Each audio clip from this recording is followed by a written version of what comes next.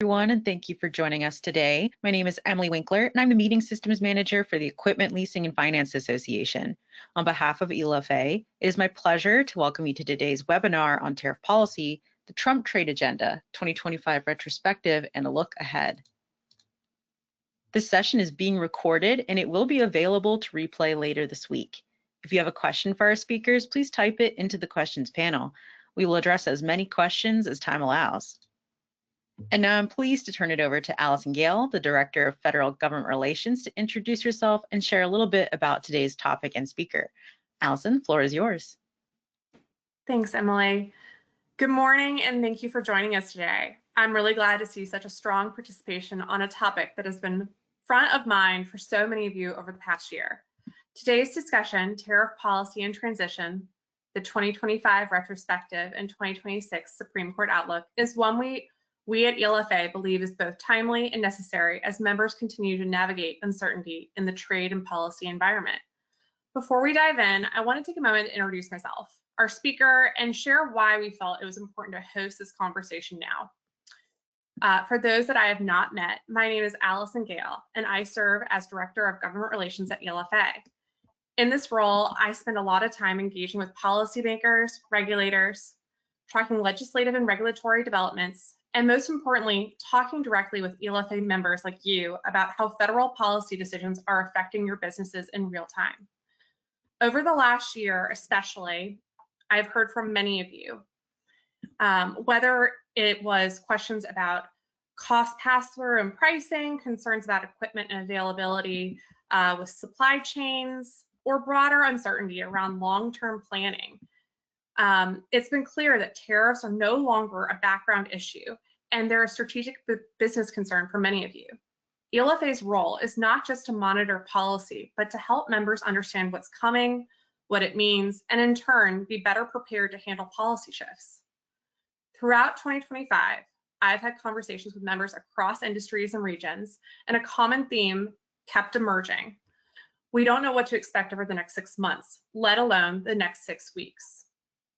What we've seen are shifts in trade policy rhetoric, ongoing debates around executive authority and trade remedies, and increasing attention on the courts as a potential driver of change. For many businesses, tariffs directly affect equipment costs, lease pricing structures, capital investment decisions, and ultimately customer demand. At the same time, there's been growing awareness that the Supreme Court may play a meaningful role in shaping tariff authority and trade policy going forward. That intersection with policy, courts, and real-world business impact is exactly where we felt ELFA could add value by bringing members timely insight and expert analysis. Today's session is meant to look back at what we saw last year, put current tariff policy in context, and help you think strategically about what a 2026 Supreme Court outlook could mean for your business planning. With that being said, and to help us do that, we are very fortunate to be joined by Kristen Harper from Tiber Creek Group. Kristen brings deep experience at the intersection of trade policy, government relations, and strategic advisory. She has spent much of her career working on trade and international economic policy, advising clients on how Washington policy decisions translate into operational and financial impact, and closely tracking how trade authorities are exercised by both the executive branch and Congress. Kristen's background includes extensive work on tariff policy and trade enforcement tools, an understanding of how these policies evolve across administrations, and a strong grasp of how legal challenges and court decisions can reshape the policy landscape.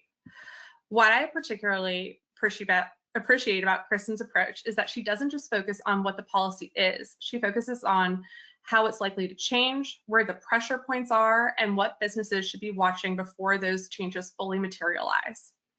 She is uniquely positioned to help us connect the dots between 2025 developments and what may lie ahead in this year, especially as the Supreme Court becomes more involved. During today's discussion, Kristen will walk us through a retrospective of key tariff policy developments in 2025, explain the broader legal and policy context surrounding tariff authority, and share insights into what cases or issues may arise given the Supreme Court case. The goal of this webinar is not just to provide information, but to help you think proactively about risk and opportunity, identify signals to watch for in DC and the courts, and feel better equipped to have internal conversations with your teams and leadership. We know there are no definitive answers on what is to come, but it's our hope that having clarity around what occurred, what the current landscape looks like, and what could play out helps and is valuable when planning for this new year. With that, I'll turn things over to Kristen. Kristen, thank you so much for being here with us today and for sharing your expertise on such a critical issue. We're really looking forward to your insights on how tariff policy is evolving and what the year ahead may hold. And just for everyone's awareness, at the end of this, I will kick off questions, but as Kristen's presenting, please feel free to send your questions in advance so we can kind of make sure we're prepared to answer them. Thanks, and Kristen, the floor is yours. Thanks, Allison. Really appreciate it. Appreciate you having me and looking forward to the conversation today. I think it's a timely one, and I think one that will hopefully be informative and interesting. 2025 was a heck of a year on the trade front. I think if you're someone that follows trade closely, or even if you're someone that wishes that you didn't have to follow trade closely like myself, it was a somewhat exhausting year, and I think 2026 is potentially going to be just as hectic with a lot more uncertainty on the horizon. So hopefully this conversation today will help answer some questions, kind of set the stage for what we saw in 2025, and provide a sense of what might be to come in 2026. That being said, Emily, I think we can go to the first slide. So I think a table setting exercise is really important here, and I think context is very important. The president is genuinely a believer in tariffs. If you do a quick Google search, you can find clips of President Trump talking to Diane Sawyer back in the 1980s about trade deficits, the harm posed by trade deficits, how the United States needs to be imposing tariffs to address trade deficits and rebalance trade. So there's something very ideological about tariffs when it comes to Trump. We have seen the president back in 2025, particularly through his reciprocal trade agenda, use tariffs, or even just kind of the threat of tariffs, to extract concessions from trading partners. And sometimes these were in the trade space on things like market access and agriculture and digital trade. Sometimes these were on things completely unrelated to trade, like Brazil's criminal charges against former President Bolsonaro, the EU's digital regulations impacting US tech firms, purchases of Russian oil. He views these as both sort of a tool within the trade space, but also to address broader geopolitical issues. The president also very much believes that tariffs are a means by which to generate revenue. He calls the general fund at Treasury his quote unquote tariff shelf. And there are varying estimates regarding how much revenue was actually raised in 2025, but I think some recent CBP data shows that the US collected about $217 billion in tariffs in fiscal year 2025, which when you look back at fiscal year 2024 during the Biden administration, we only collected about $88 billion. So that's a pretty notable increase. And we have seen Trump use tariffs or float the idea of using tariffs as a potential offset for a number of his policy proposals. He talked about tariffs paying for tax cuts. He's talked about tariffs paying for relief for farmers. There was some talk about using tariffs to fund the Supplemental Nutrition Assistance Program during the government shutdown. So he believes that this is, in a sense, really just sort of a slush fund that the United States government has access to, even though a lot of these costs are actually being borne by US businesses and consumers. There is an element to this as well that is very much intended to bolster domestic production and reshore critical supply chains. And we have seen this both in Trump 1 and Trump 2 through the use of a statute called Section 232 of the Trade Expansion Act. And that's not really a number that you need to remember, but what you really need to know is this is the statute that is housed within the Commerce Department that allows them to determine via investigation and then via trade remedies like tariffs, whether certain imports pose risks to national security. So these are the foundation for tariffs that have been imposed on things like autos, steel and aluminum, copper, lumber, heavy duty trucks. And there are a number of ongoing investigations under Section 232 or national security investigations that could ultimately lead to additional tariffs in 2026. And then the last thing I would say, there's an element to this that is purely political. I think we all know Trump ran in 2016, in 2020, and again in 2024 on a platform that in big part was centered around imposing tariffs to stop trading partners from quote unquote ripping us off, being tough on China, and bringing jobs back to the US. And there is an aspect of this that just is simply appealing to the base. And I think there's a part of this that I think is very politically popular with the base. We can go to the next slide. So in understanding the president's trade agenda, I think that's also really important to understand who the players are around them and sort of around the president and what their respective roles are. Peter Navarro is a name that you may or may not be familiar with. He has been around the president for a while. He played a critical role, not dissimilar to the role that he's playing now during President Trump's first term. And he is back again to sort of play to the president's worst impulses on trade. Peter Navarro is very much a China hawk. He is the architect, by all accounts, of the president's reciprocal trade agenda.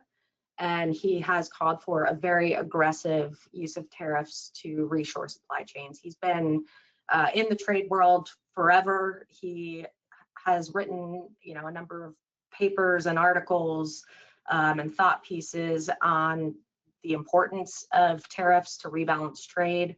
And he is someone that President Trump turns to when you have seen some of these more aggressive actions on trade. Typically, that is a Peter Navarro brainchild. The counter pressure to Navarro within the administration is Secretary Scott Bessent, the Treasury Secretary. He is someone who has really advised the president to take a more cautious approach to trade. He is the one who, if the Wall Street Journal is to be believed, waited until Peter Navarro was in a meeting following the president's rollout of his reciprocal tariffs back in April. He looked at what was happening to the markets, and he went into the Oval when Navarro was in a meeting with Secretary Letnick and sat next to the president while he typed out a Truth Social post pausing the tariffs to help calm the markets and maybe inject some more stability into a very volatile rollout of the president's reciprocal trade agenda back in April. Bessent has been really kind of the tip of the spear on negotiations with China. He has helped negotiate the current détente between the US and China and helped sort of calm tensions there. And he has been the one that has been really kind of advising the president to proceed with caution. I would kind of put Kevin Hassett, the director of the National Economic Council, in the same bucket as Secretary Bessent. He has been really trying to help kind of mitigate the economic impact of these tariffs. And he's also been someone that has been out there very publicly kind of carrying the water for the administration's trade agenda on the media and on a number of the shows. Ambassador Greer, the United States Trade Representative, has really been the point person in negotiating the administration's reciprocal trade deals that we've seen rolled out in recent months with the European Union and Japan and South Korea and a number of other countries. He has also been the one that has been setting the reciprocal tariff rates with trading partners. So back in April, the president, you may remember, went outside of the Oval and held up a big chart where he listed country by country sort of the rate that quote unquote these countries would be paying in tariffs. A lot of that was set by USTR and then of course later modified back in August when those tariff rates were finalized. Just one thing to note, Ambassador Greer also will be the point person responsible for negotiating the United States, Mexico, Canada agreement, which is up for review this year. He has been negotiating with Mexico and Canada there, and USMCA will be sort of strictly within Greer's purview. And then finally, Secretary Letnick, the Commerce Secretary, has really been responsible for overseeing the administration's national security tariffs that I mentioned earlier, or sector-specific tariffs. These are the tariffs I mentioned on autos and things like steel and aluminum and other goods. Those are housed within Commerce's jurisdiction. So the Commerce Department has been the one responsible for investigating the national security threats posed by those imports, developing recommendations, presenting them to the president, and then the Commerce has been responsible for implementing them. I would note Lutnick has also been pretty front and center from a media perspective. We can go to the next slide. So there has been a lot of back and forth this year, tariffs on, tariffs off, a lot of headlines that throw out acronyms and sort of arcane trade laws that no one other than trade nerds like me are interested in following. So I think the most helpful way to break this down is sort of in three different buckets. First, you have tariffs that were imposed on Canadian, Mexican, and Chinese goods back in February, which the president argued were directly tied to stemming fentanyl flows from each of those countries, or flows of the chemical precursors to fentanyl. These are tariffs that were imposed on all goods from those three countries, although I would note there is a carve-out for goods that are compliant with the United States, Mexico, Canada agreement for Canada and Mexico. I would note that these fentanyl tariffs were imposed under the International Emergency Economic Powers Act, or what we call IEEPA. And IEEPA is what the Supreme Court is currently reviewing, whether the president has the authority to actually impose tariffs under this statute, which we'll get to later in this discussion. The second bucket is what we call the reciprocal tariffs. And so these are tariffs, again, that were first announced in April, ultimately paused until July, and then paused again until August, which ultimately went into effect in August. And these are varying rates imposed on a country-specific basis that are really intended to rebalance trade, address trade deficits, address tariff and non-tariff barriers, and again, address issues that in some cases have nothing to do with trade. These are tariffs that have really, in some cases, driven countries to the negotiating table and helped the US secure various trade agreements with countries that are in sort of varying stages of implementation. I think we've seen, in some respects, deals with the UK, the EU, South Korea, and Japan, as well as Switzerland implemented, although I would argue the more fulsome aspects of those agreements beyond sort of the tariff caps on the reciprocal rates have not yet been implemented. Others have just sort of been finalized, and the details are still being hashed out in a more comprehensive way. These tariffs were also imposed under IEEPA, so these also fall within the scope of the Supreme Court review. And then finally, the national security tariffs I mentioned. A lot of these have already been imposed on things like steel and aluminum, autos, copper, lumber, heavy-duty trucks. The president has announced tariffs on pharmaceuticals and semiconductors, but those have never actually been implemented. They're sort of on pause. And then there are other tariffs that are in the works as Commerce works to finalize various Section 232 investigations, and we could see those announced at some point, potentially this spring. We can go, oh, and I would just note the Section 232 tariffs are not covered under the Supreme Court ruling. We can go to the next slide. And I'm getting over the flu, so excuse my voice. So in terms of the economic implications of the tariffs, I think we are really still working to understand the real impact, but there are a few things we know. The Fed has said back in December that tariffs did directly contribute to inflation in 2025. So in December, following the FOMC meeting, Chairman Powell said that the pass-through from tariffs to goods prices resulted in a 0.7% contribution to the overall inflation rate. So I believe inflation landed somewhere at 2.7% for 2025. Chairman Powell said that the 0.7% above the Fed's 2% inflation target was directly related to tariffs. Chairman Powell also indicated that the Fed believes tariffs take about 9 months to fully pass through, And he said, barring more tariff volatility, which I think in this case, given the pending Supreme Court decision, is somewhat unlikely. But he said, notwithstanding tariff volatility, we should see the full price impacts in Q1 of this year. To date, in terms of the real price impacts, we have seen more exposure in certain products and in certain sectors. So the price increases have been somewhat variable at this point, but generally we have seen the steepest price increases in categories like apparel, furniture, electronics, auto parts, and certain food products, which is why you have seen in some instances an uptick in grocery prices. This is just depending on sort of the tariff rates and tariff exposure. I think generally industries with smaller margins have a harder time absorbing those costs.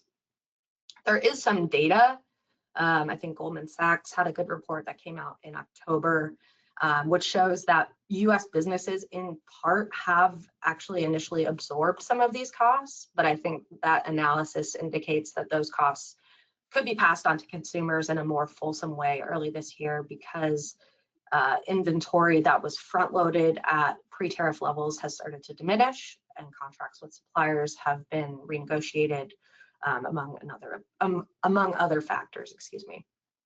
I think in general, we have also seen a number of companies pause major decisions about sourcing, investment, capital expenditures until we have a better understanding of where the landscape is headed, but I think those factors are a bit hard to quantify at this point.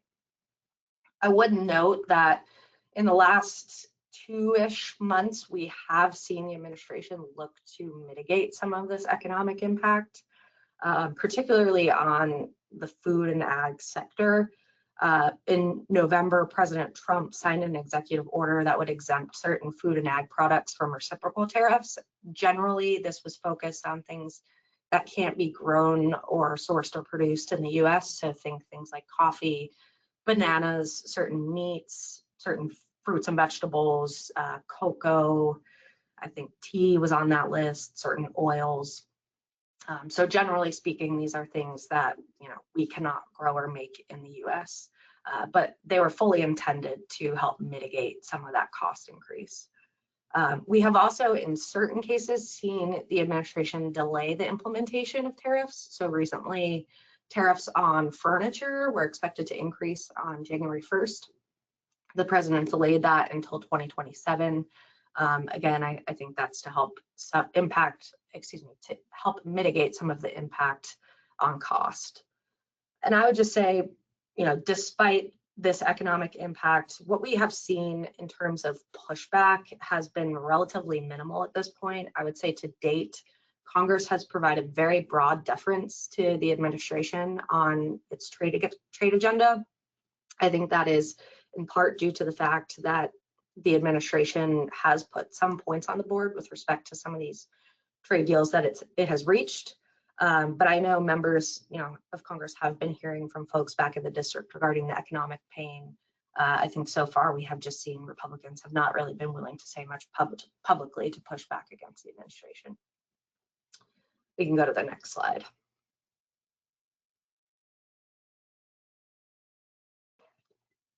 So I mentioned the Supreme Court challenge, which I think will be a hot topic of conversation likely in the coming weeks. There is some indication that the Supreme Court could decide on the IEEPA tariffs case as soon as this Friday at 10 a.m. The Supreme Court has scheduled an opinion day for this Friday. It does not mean with certainty that we will see a decision in the tariffs case, but I think all indications, given the fact that the court has said it will take up the IEEPA challenge on an expedited basis, we are reasonably expecting that we could see a decision this Friday. So this actually might be a very timely conversation. At issue in this case is whether the president can use IEEPA to impose tariffs, given Congress's constitutional authority over tariffs, and the fact that the International Emergency Economic Powers Act, IEEPA, the statute that the president has used to impose these tariffs, does not anywhere say the word tariff. The government has argued in this case that the statute does authorize things that are more drastic and severe than a tariff, like a trade embargo. It explicitly says the president may issue a trade embargo, which the government has argued is obviously more restrictive than tariffs, and therefore tariffs should be authorized within the statute. It also says that the statute includes the language regulate importation, under which tariffs should theoretically fall. The plaintiffs in the case have argued that tariffs are taxes, and the Constitution explicitly gives taxing power to Congress.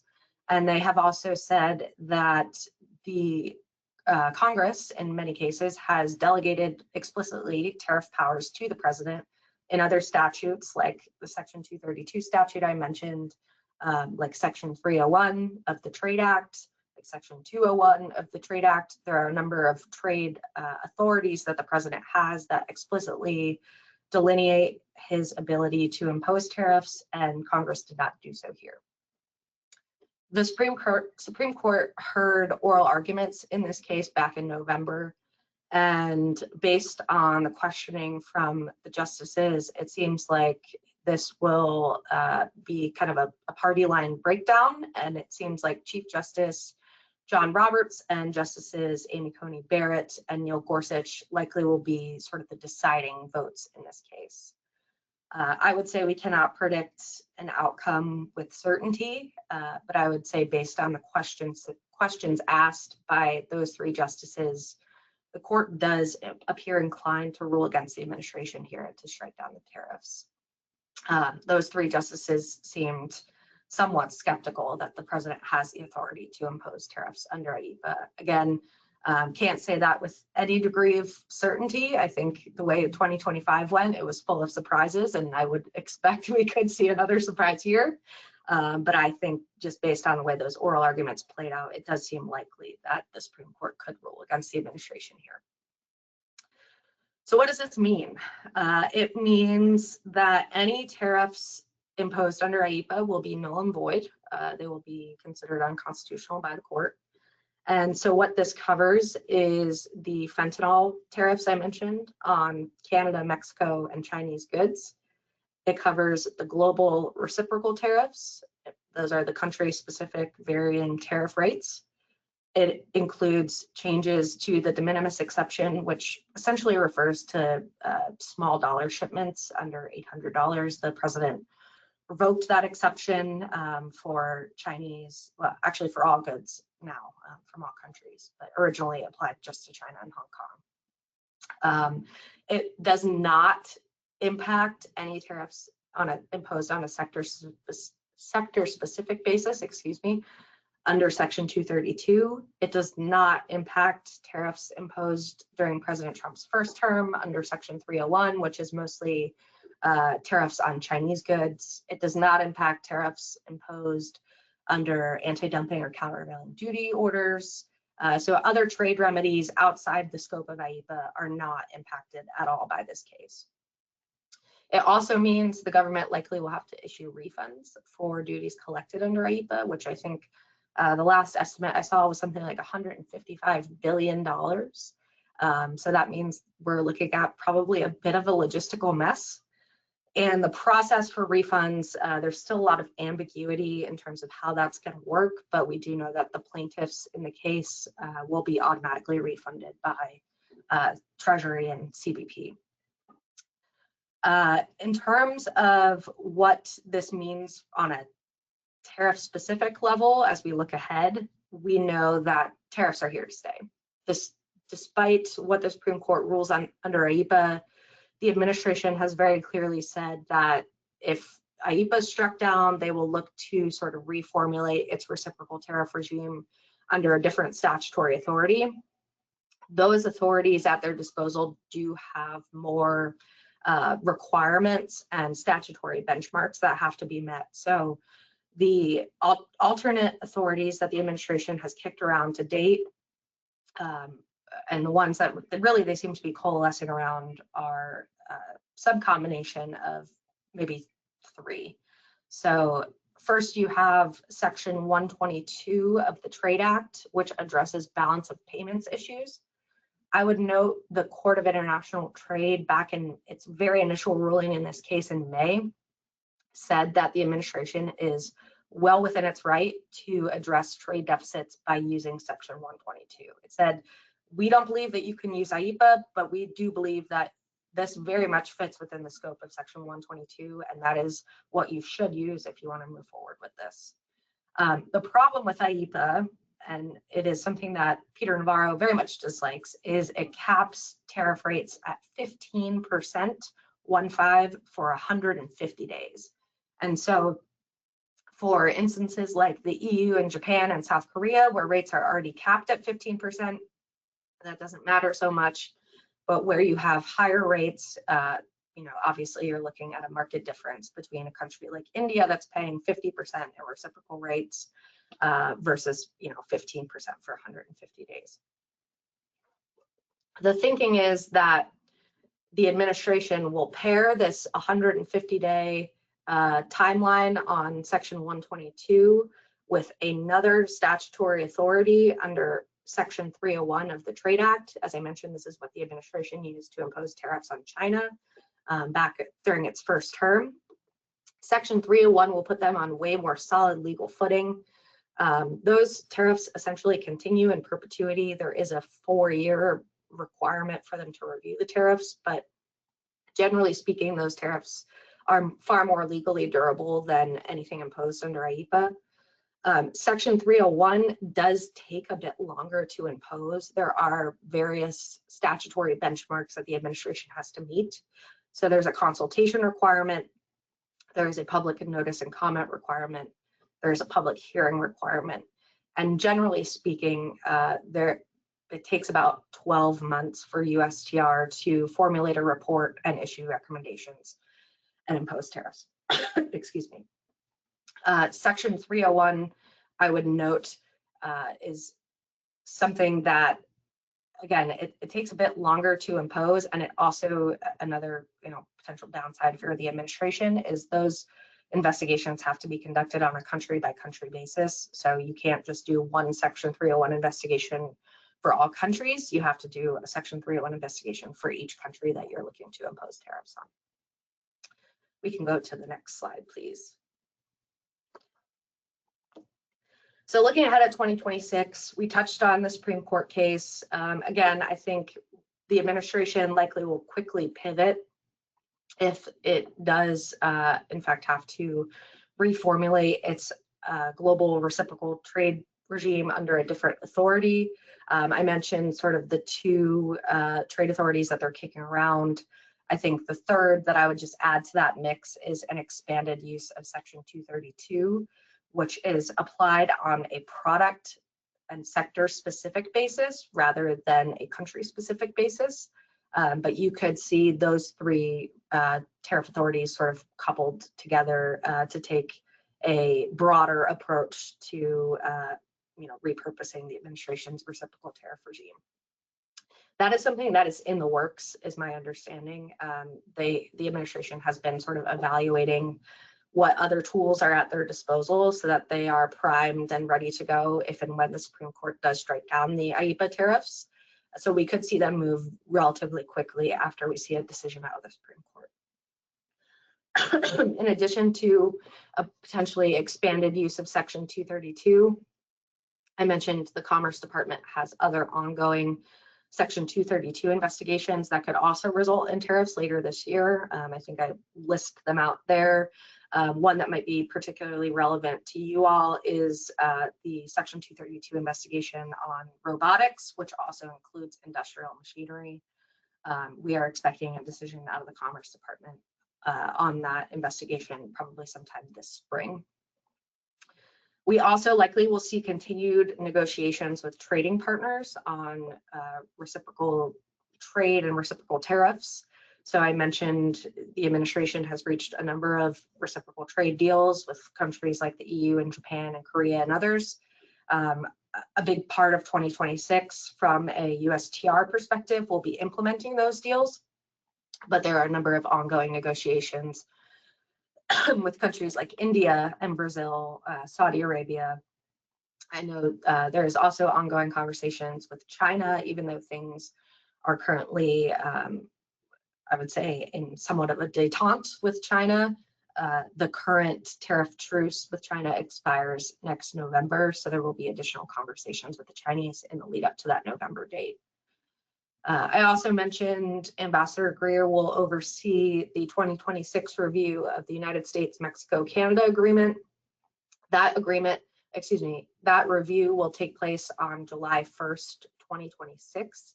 And I think that will be extremely important as we look at the current economic relationship between the US, Canada, and Mexico. The administration has indicated that it could look to scrap that agreement in favor of two separate bilateral deals with Canada and Mexico. And I think there's an open question as to how exactly that would work. There is some speculation that if the administration does withdraw from that deal, within the statute, they can provide a 6-month notice that they will be withdrawing from that deal. And I think in the absence of two separate bilaterals, our trade relationship with Canada will revert back to the US-Canada deal from the 1980s. And with Mexico, it would revert to essentially most favored nation rates, which is, excuse me, the baseline tariff rate set by the WTO. The United States has been talking to both countries to negotiate separate bilaterals. I think they're relatively far along in conversations with Mexico, but I believe both Mexico and Canada view those bilateral conversations as supplemental to USMCA rather than in place of. And there may be some differing opinions within the Trump administration in terms of whether that should proceed and how that agreement will hold. There are real significant trade irritants that we do have with Canada and Mexico. I think there are aspects of the deal that are not working as the US intended. Even though this was a deal that was negotiated during President Trump's first term, it passed the House and Senate by historic margins, and I would argue it was one of his top legislative accomplishments. He does not seem by any means wedded to that deal. And so I think if some of those trade irritants, like issues with Canadian dairy and Mexican labor and Mexican energy, among a number of other issues, don't go as planned, I think we could see President Trump's rhetoric regarding the need to scrap that deal really ramp up in this coming year. Last thing I'll say, it's clear the administration is looking to pivot to really an affordability platform, particularly as we head into the 2026 midterm elections. We have seen President Trump talk extensively about the need to bring down costs. I think as recently as an hour ago, he talked about the need to focus on housing affordability.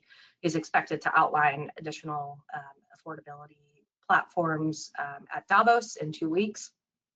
And it's unclear whether his affordability push could result in additional tariff relief, potentially expanded exemptions for those products that I mentioned earlier in the food and ag space. Could we see that broadened out to other areas? I think that's possible, although I would imagine that relief will be somewhat targeted rather than broad-based. And I think that's it. We could go to the next slide. I'm happy to take any questions. Thank you so much, Kristen. Super informative. And as I mentioned before Kristen started, please feel free to send your questions in through the chat. Happy to answer. But I myself have some questions that I think the broader membership would love just kind of, touched on, maybe even like a little bit of a deeper dive.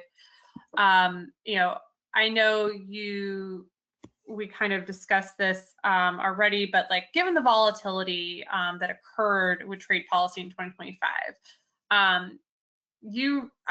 obviously we have the privilege of working with Tiber Creek Group, so it's great for all those that are unaware. Kristen and I get to meet weekly, but I am curious of some of your corporate clients.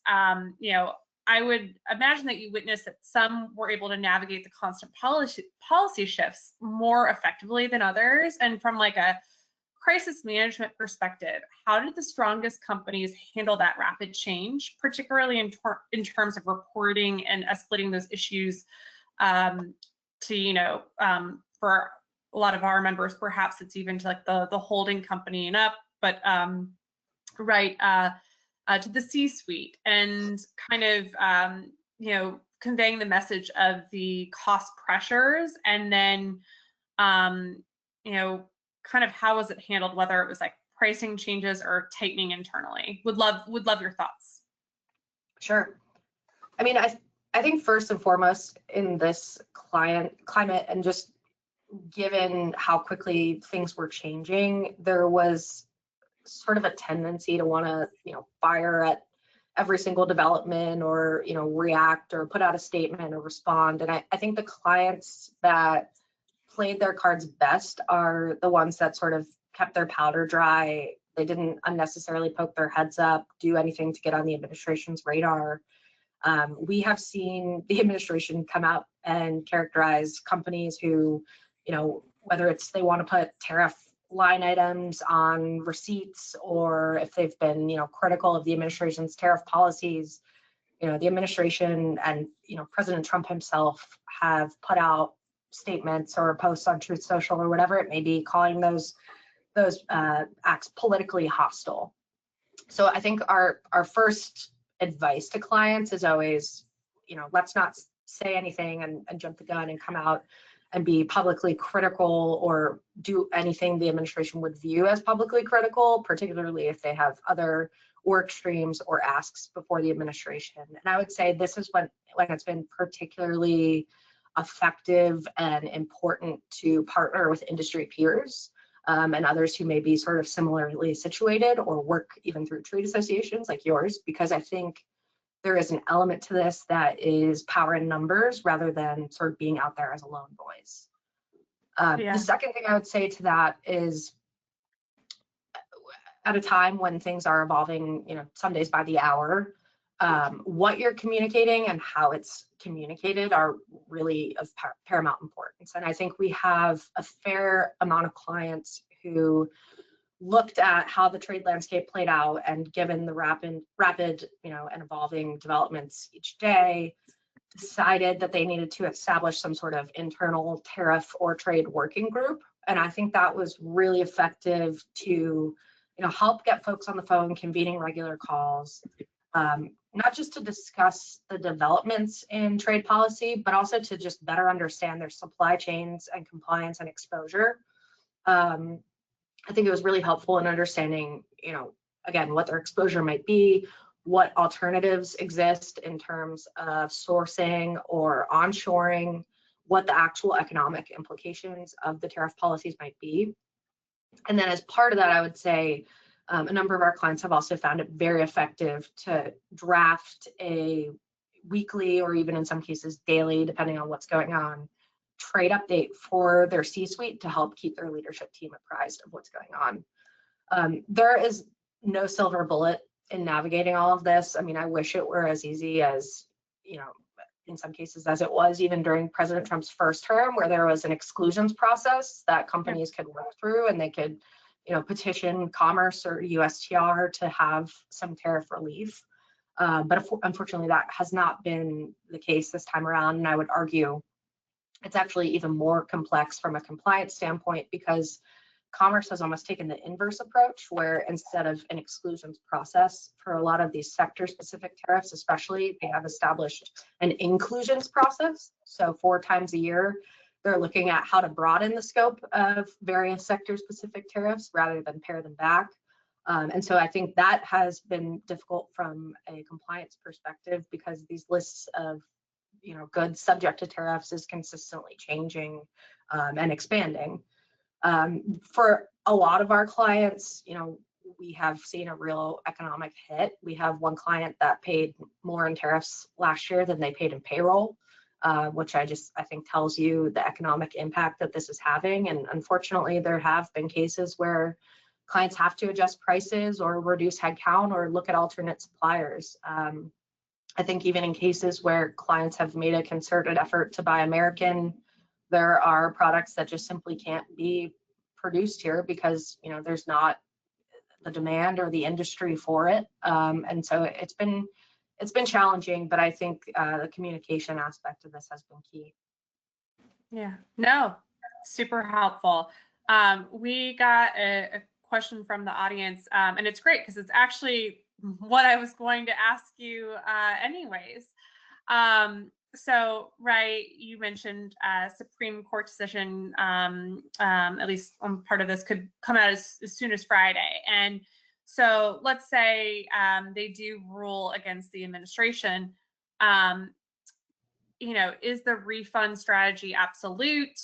What does that process look like? Although messy, I'm sure there's at least some kind of general concept of what it will look like, the varying agencies. And then part of that question is there strategy where a pivot to other trade code sections could be used to retain the tariff, proceeds? So yeah, would just love any kind of deeper dive you can take there. Very good question. It's one that I think I have been thinking a lot about in the last couple of weeks because it's one that has gotten a lot of press attention in the last couple of weeks. There is a lot that we still don't know about the refunds process, but there are a couple of things that we do know. So the administration has said very clearly in public filings to the court as part of this case that it will refund plaintiffs to the case. So if you're a company that is party to either the suit before the Supreme Court or one of the consolidated suits that are, sort of under that umbrella of cases under the Supreme Court that are, similarly challenging IEEPA tariffs, you will be automatically refunded by, it will be some combination of Customs and Treasury. Customs actually put out, I think in preparation for this, a press release this week saying that rather than cutting paper checks, they will be issuing all refunds electronically, which should make this process a lot easier because when you're talking about $155 billion in paper checks, I think that becomes a logistical nightmare. And we know the government already has a lot of problems. I would say for, the bigger questions arise for importers that are not party to this case. And I think that's where we have a little bit less clarity and it becomes a little bit more complex. So bear with me. There is something at Customs called liquidation. And what this refers to is essentially 300-day window before Customs essentially finalizes or closes out your tariff payment. So if you import something, let's say back in February, and that good is subject to duties, let's say fentanyl related duties, let's say you're importing it from China. What happens within that 300-day period is Customs gives you an estimate for the tariffs that you owe to the federal government. You pay that tariff revenue, and it takes about 300 days for that to become finalized and closed out. And I'm simplifying this a little bit, but it gets very complicated very quick. So for all intents and purposes, that's what liquidation refers to.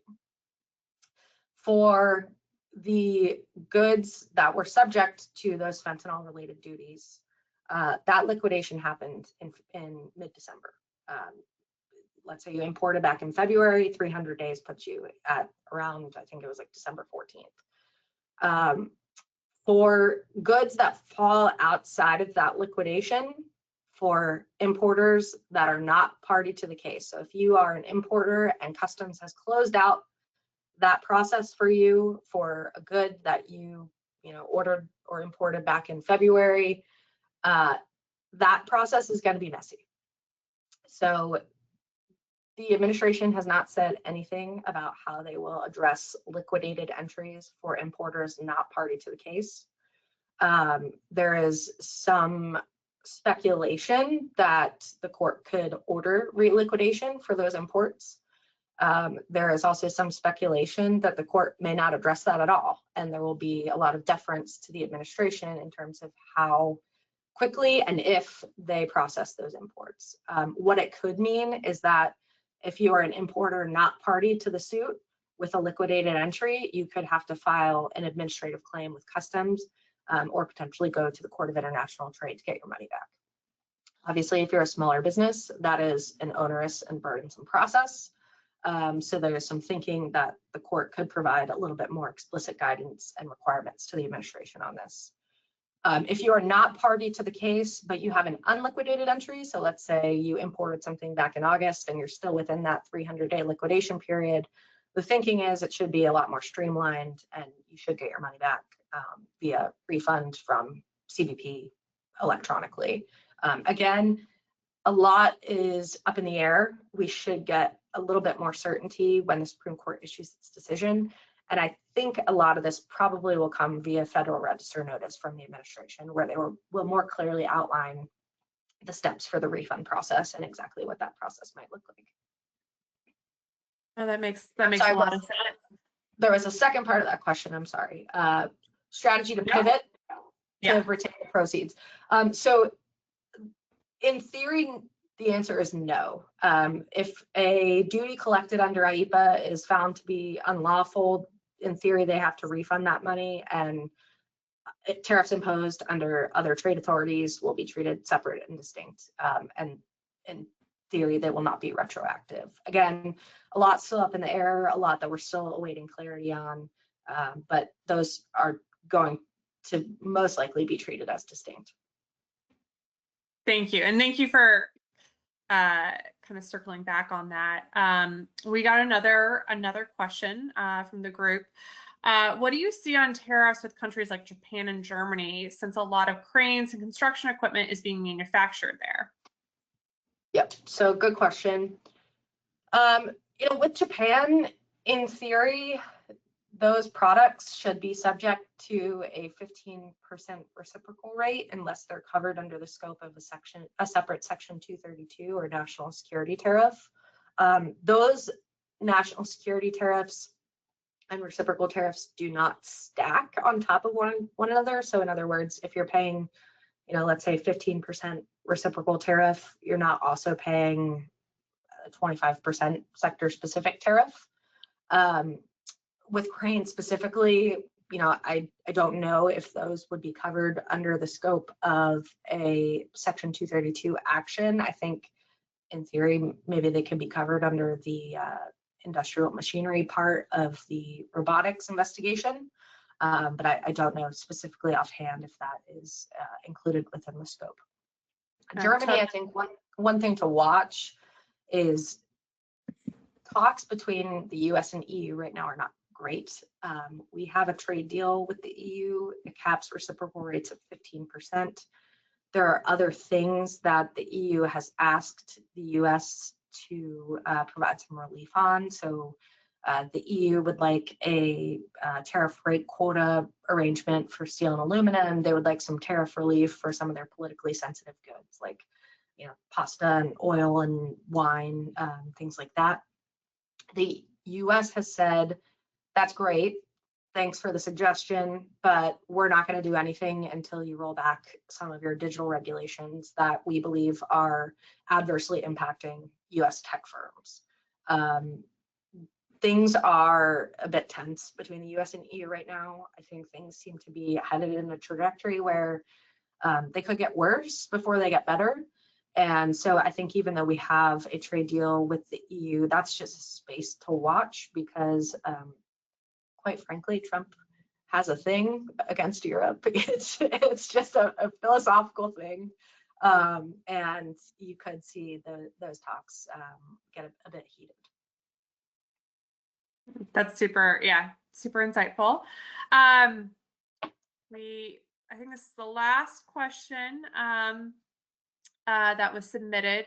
But with recent activity in Venezuela, do you believe that this will impact tariff policy and or the Supreme Court ruling? And I actually am curious as well, especially given just I think yesterday, Truth Social posts about what the intention from the administration with the oil reserves. So would love some thoughts there. It's a great question, and it's one to which I don't know that I have a great answer. It's really hard to game out at this point. I think there's a lot of uncertainty with respect to the situation in Venezuela. I think there's a lot of uncertainty even within the administration regarding how the next couple of months are going to play out with respect to Venezuela. Earlier this year, I think it was back in February or March, the administration did announce that it would be imposing what we call secondary tariffs on any country importing Venezuelan oil. We never saw that materialize. They never imposed tariffs under that announcement or executive order. Obviously, this situation sort of changes the dynamic with respect to oil in Venezuela. So I don't have a clear sense of how that's going to play out. I think the one thing I would say is, you know, the Hill has given the administration a lot of runway, really in all aspects. And when I say the Hill, I'm specifically referring to congressional Republicans. And I don't mean that to sound partisan. I think they just have provided very broad deference, obviously, to the leader of their party in enacting his agenda. We haven't seen a ton of pushback on the Venezuela issue from the Republican side of the aisle at this point. There have been a handful of moderate Republicans that have raised some concerns about how the process has played out and war powers. But I do wonder, you know, at what point Republicans decide that that runway needs to get a little shorter. And I say that with respect to tariffs, I say it with respect to Venezuela. You know, I think the closer we get to the midterm elections, it's just, you know, that dynamic could change a little bit, and I think that's just a space to watch. But I don't have a good answer. I'm sorry about the direct correlation between Venezuela and tariff policy. I think it's just a bit unclear. It's very timely. I you know, it of course, right. We're living in a world where the news and policy changes on a day-to-day basis. So very timely.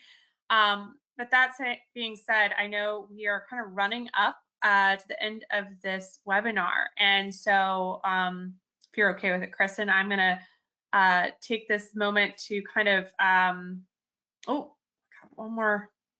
one more. Well, you know, and this is actually a perfect segue. So we did get, I think 2 more questions that popped in last minute.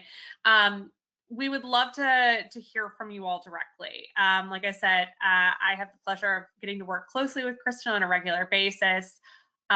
Always happy to kind of help provide insight on these issues, especially because of the either direct or indirect impact this trade policy has had on all of the equipment finance and leasing industry. And so please follow up with me. My email address is agale@elfaonline.org. And then I can work with Kristen to best answer some of these questions that you guys are submitting. And additionally, the Equipment Leasing and Finance Foundation, we recently last month put out our economic outlook for 2026, and it touches briefly on the upcoming Supreme Court decision as well. So anyways, please take a look at that. Please contact myself or anyone at ELFA if you have any follow-up on this. And once again, thank you, Kristen, for joining us today, and thank you all for participating. So thanks for having me. Yes. Yeah, Great. Thank you. Echoing that statement, thank you for joining us, Kristen. And also thank you to our attendees for joining us. Before we wrap up, just a quick reminder that today's session, it was recorded and it will be available to replay on the ELFA website. You're also going to receive a short survey at the end. Please take a moment to share your feedback as it helps shape future webinars. So thank you all very much and have a great rest of your day.